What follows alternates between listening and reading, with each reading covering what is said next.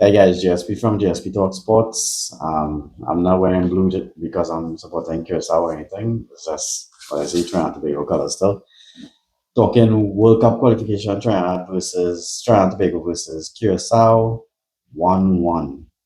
What are your thoughts on this? Going forward, that means it makes things a little more tricky if we are to still qualify, and it throws our hopes of automatic qualification out the window because basically we'll be relying on other results, which most likely may not be the case. That as like hoping Bermuda pick up points against Curacao and so on. So under normal circumstances, two away matches coming away with 4 points wouldn't be a bad thing, getting the 3 points against Bermuda and then the point against Curacao today. But we needed the 6 points, as I would have kept saying. We needed the two wins. We're presently on five. That would have taken us to seven if we had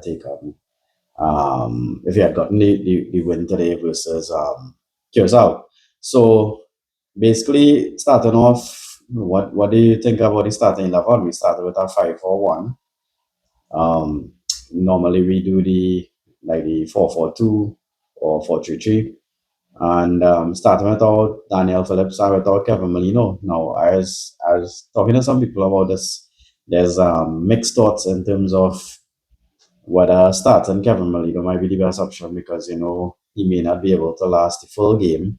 You have to take him off in the, let me say, 60th minute or thereabout, as compared to bringing him on. Well, he came on in the second half, at the beginning of the second half in this match, uh, where he may have more impact. If I was looking for him to start. Honestly, I wanted his creativity and just overall ball control, thinking at the beginning of the game to get us going. And Daniel Phillips was, for me, a miss. Starting 11. Yeah, he was a miss for me because he's the guy who basically locks down and controls that midfield, especially defensive mid, not letting well, protecting the defense, not letting anything loose get through per se. Um, Yeah, so the starting 11, we started with, well, obviously Smith in goal, and a back five of Raymond left, Kobe Henry, Jackie in the middle, Chubenham, so three central defenders, Cardenese on the right. There's the next thing too, I keep saying, and it happened later in the game, we should be pushing Cardenese further up front and probably start Payne as right back. Well, Payne got to come on early in the game as well, just after half. So Cardenese free kick after free kick, corners, a couple other things to talk about there. Then moving to the midfield, we had Spice on the left, Molikan started, Rampasad came off injured. Decent game as usual. I know a lot of people he isn't their cup of tea, but to me, Rampasad is a must in midfield, and then Celia on the right and Garcia up top. Um, we spoke about probably Garcia coming in off the right, but starting as the central defender. So those couple of things to talk about at the beginning. And then basically against the runner play again, we spoke about us starting slowly, and we had a couple of chances early on, and against the runner play, Gore scored for Curacao in the 19th minute. They had a chance just before that, so that should have been used as a warning. Basically, a man got free. I can't remember who it was, got free at the top of the box, and then it happened like a minute after or so. Gore with a free shot at the edge of the 6 yard box there about, and we conceded against the runner play because we were kind of controlling stuff there, and they also hit the post in the 25th minute. If you remember, our keeper slipped, so they could have been 2-0 up and then it would have been basically all over there. So they did well as well. Curacao with their long throws, basically getting it into the box. So causing us a lot of problems. Their defense was uh, almost rock solid. Um, we end up with the goal pretty early on. Sorry, this was right. So the first half, Spicer with some good work down the left and man in the box, and he hit it over. So probably he should have looked for a cross. And then after that, we had Dante Sealy with a crazy yellow card. Why was he even given a yellow card? Referee, I think he bowed down to some pressure and probably didn't see things properly. The Curacao person basically wrapped up his legs, and I know the referee probably thought it was Dante Sealy stamping him or something like that. So that we talked about us with our discipline and getting too many fouls and those sort of things. So this game wasn't that bad with regard to those things. So can't complain too much. The guys improved in that aspect. Spicer in the 58th minute. So this was um, bullet a bullet shot, beautiful goal. And after that, I thought we had to move on from strength to strength. We control large portions of the game and definitely look the more likely to score. Ending up with an XG of 2.28 as compared to Curaçao's 0.94, so they scored their one. If you look at big chances, well, total shots they had 9, we had 18. So I asked for more shooting, we got more shooting, but then we had less than half on target. We had 7 on target, so that proved talent along with some good goalkeeping. And we hit the post off a corner in the 36th minute, and then in the 39 there was a header, a chance as well. Through that chance. And then, well, as we would have mentioned early in the second half, we made the subs with Darren Payne coming on for Dante Sealy and Kevin Molino replacing Molikan. Didn't have much impact on this game. Uh, our midfield for a while, especially in the first half, was under a lot of pressure. So we reverted to long balls and bypassing the midfield until we got a handle on things after that, like 60 something, 70th minute, and they are out. 53rd minute, free header, Levi Garcia goes wide. Chances on target again. I know it's easier said than done with all these things, but these little margins is what hampering us at the moment. Just after that 56 minute, Kevin Molino shot saved. 71st, Spicer pace on the left. We needed more of those. We needed to. What can't remember what is the name of the Curacao defender.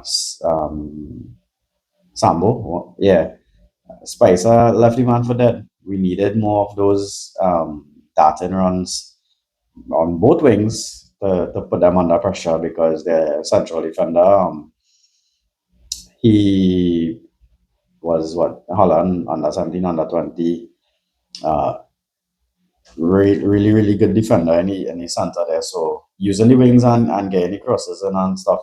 I think we definitely needed more of those. So that's something we had to look at in the games coming up. With regards to, let's see, defense, I asked for more interceptions. We had 18 interceptions in this and 23 clearances. So the guys are improving in those aspects. Um, Also, the number of duels, 139.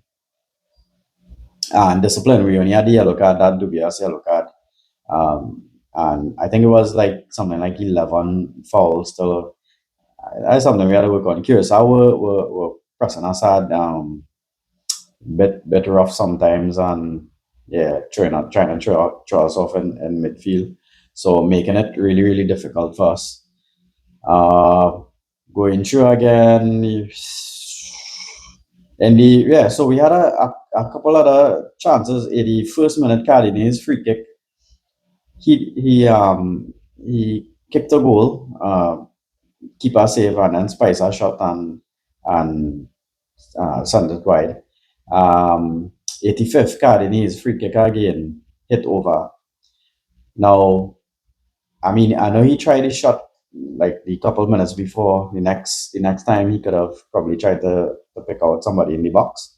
And then in the 93rd minute, did we have a penalty or not? Because to me, I see Darren Payne was basically locked up like wrestling, and he was brought down. Why wasn't it even reviewed? Was it should it have been a penalty? A couple of things to mention too. Levi Garcia playing his socks off.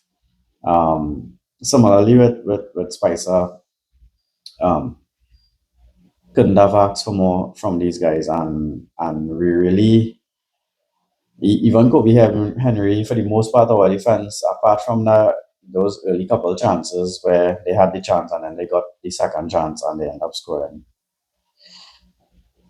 Apart from those, our defense did pretty well. Raymond was really good as well, again, and also Cadenas. So 2 points drop again. So this is, I'm just saying from my point of view, basically 4 points dropped against Curacao now at home. We had them there to beat. We couldn't finish. We didn't get the win there, so a draw there, and then this one having to come back from behind, causing ourselves trouble of going behind, come back and draw in, and then we had chances to go ahead and just couldn't convert. So how this puts us now, and I also want to say too, so I end up watching out the rest of the Jamaica game. Jamaica ending up with that big 4-0 win against Bermuda, basically putting themselves back in the driver's seat. So that little blip that Jamaica had against Curacao with the 2-0 loss, basically not how the game was supposed to go, because Jamaica with the amount of chances they just couldn't score it. So today they got it done against. I felt sorry for Bermuda.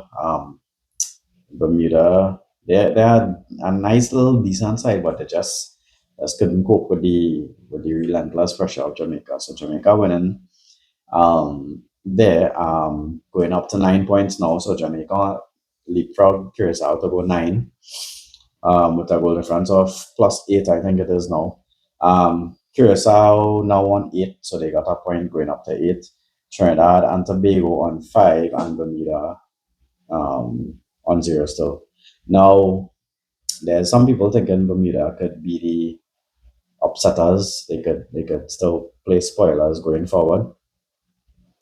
How that may work is if they were to get a result against Curacao in their next game, they host Curacao. If by some miracle they're able to, let me say, get a draw, get a result against Curacao, that would take Curacao from 8 to 9 points. And we play Jamaica, we have to beat Jamaica. Jamaica would potentially remain on 9, pushing us to 8. If that's the case, Curacao would still uh, basically have it in their hands where they know if they go to Jamaica and beat Jamaica, they qualify automatically. If that's the case, w- with us playing Jamaica, we have to try and beat Jamaica, keep them on 9 points. That will take us to 8. And then in the final game, hope Curacao take some points off Jamaica or thereabout. But the max we could finish with now is 11. So meaning that if we beat Jamaica and we beat Bermuda, that will take us to 11, which may be good enough for a second spot, and one of the better second place finishers to go to the intercontinental playoff. and goal difference could come into this as well. So, all right. So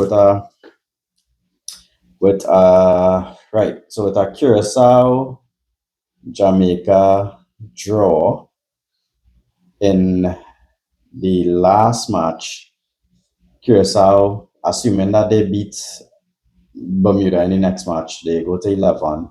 A draw would take them to 12. And Jamaica, if we beat Jamaica, they remain on 9. A draw would take them to 10. So that means with us playing Bermuda, us beating Bermuda, we will go to 11. So Curacao will finish top. We finish 11 and finish second, and hopefully one of the better second place players. We could only finish max 11 right now. With a Curacao win, if they win against Bermuda and then they win their last match against Jamaica, they'll finish on 14, pushing them to automatic qualification. And Jamaica will remain on 9, assuming that they lose to Trinidad and Tobago, lose to Curacao. Highly unlikely. Jamaica people, sorry. Yeah, that is highly unlikely. With a Jamaica win against Curacao in their last match, assuming we beat Jamaica in the next match, they will go to 12 automatic qualifications. Curacao, assuming they beat Bermuda in the next match, they will be on 11. And then goal difference will come in. They have a better goal difference than us right now, a +3. So if Jamaica win, we're hoping that Jamaica could put some goals on Curacao, along with us doing ourselves some favors in terms of beating Jamaica one and then not and then racking up some goals against Curacao. Sorry, against Bermuda in our last game. And yeah, if Bermuda gets a result against Curacao, that would be good for us also. But so if Bermuda beats Curacao, that's a big miracle too. Curacao will remain on 8, and then they will need to beat Jamaica to go on 11, and that may not happen. So as it is, we could finish second. We need to win our remaining 2 games. I keep saying we need to win our games. We need to beat Jamaica. We need to beat Bermuda when they come. And as it is, Jamaica or Curacao could finish top. So if Jamaica loses to us, they could still finish top on 12, assuming that Curacao drops some points somewhere, whether it be um, against Bermuda, or if they don't drop points against Bermuda and they go on 11, Jamaica beat them in the last match, right? And if Trinidad and Tobago wins their remaining matches, we had a hope, as I said, whether it be goal difference or Jamaica and Curacao dropping points against one another, that one of them finish on 11 or less with worse of goal difference.